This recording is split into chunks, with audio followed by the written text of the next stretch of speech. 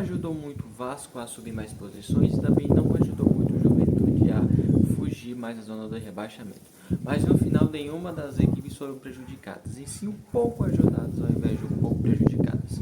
E agora eu vou trazer alguns lances para vocês. No primeiro tempo, aos 3 minutos, o Juventude ele marca com o Edson Carioca. O Vasco começou bem mais ou menos o jogo, para vocês terem noção. Depois de uma roubada de bola, o Hugo Moreira chuta de longe, a bola passa perto. Depois do cruzamento de Puma Rodrigues, a bola sobra para o Hugo Moura e ele chuta para fora, mesmo na grande área, ou seja, dois chutes seguidos, duas finalizações seguidas do Vasco, feitas pelo Hugo Moura. Depois o Hugo Moura ele rouba a bola, aí sim, ele passa para o Payet, que ele vai cortando para o meio e acerta o ângulo e empata o jogo para o Vasco. E assim acabou o primeiro tempo com poucos lances realmente de perigo. Mais ou menos foram esses aqui. Já no segundo tempo a gente teve aos 4 minutos o Edson do Juventude do lado esquerdo. De ataque do Juventude ele chuta com perigo, mas a bola vai para fora. Aos 7 minutos o Veguete no cruzamento do Piton ele acerta o meio do gol, mas foi uma cabeçada forte. O goleiro do Juventude teve que fazer uma grande defesa. Aos 26 minutos, esse sim foi um lance, pra mim, foi o lance mais bonito do jogo.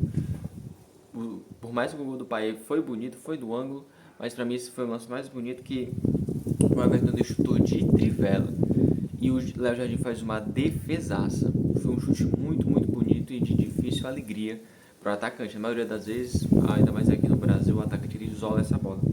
E aos 40 minutos, não foi um lance assim de perigo para nenhum dos dois lados, mas sim para o Vasco. O Souza, ele substituiu o Sforza e pegou o vermelho com 5 minutos dentro de campo. E isso eu não consigo entender, porque o Souza já é um jogador experiente, se eu não me engano. Se eu não me engano, não, tenho certeza, ele tem mais de 34, 35 anos por aí. Não era para ele ter dado esse mole tão grande assim ontem. A gente percebe que o Vasco queria apresentar uma evolução muito, muito boa com o Renato Paiva. Isso não tem nem como discutir. Desde que o Renato Paiva assumiu, o Vasco estava lutando para não cair para a segunda divisão, mais ou menos como aconteceu no ano passado.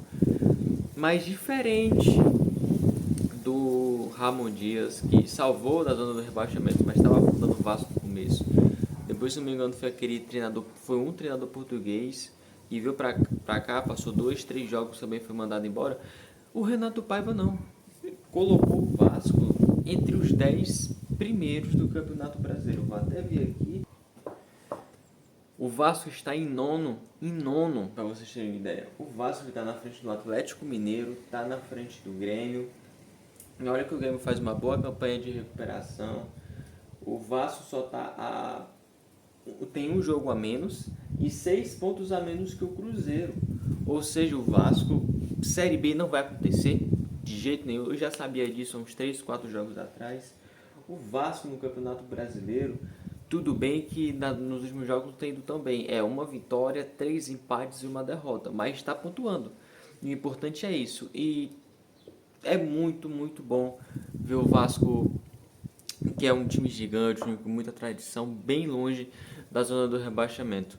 E vem jogando um futebol decente, vem jogando um futebol que pode não agradar alguns torcedores, mas faz o básico, que é pontuar.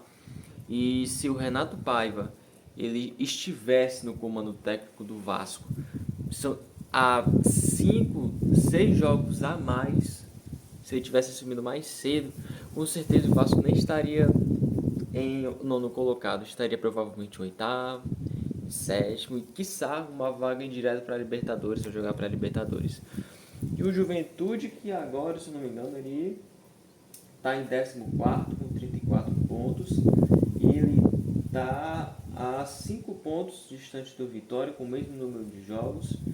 E o Juventude nos últimos 5 jogos do Brasileirão foi praticamente a mesma coisa do Vasco. Foram 3 empates, uma vitória e uma derrota. O Juventude, para mim, é um time também que é muito, muito difícil de cair, a não ser que aconteça uma catástrofe. Está 5 pontos da frente do Vitória, que é o primeiro time na zona do rebaixamento. Só precisa vencer mais 2, 3 jogos para se manter ali na Série A do ano que vem.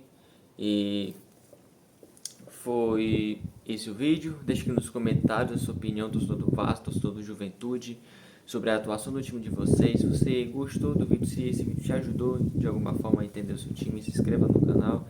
E foi esse o vídeo. Bom dia.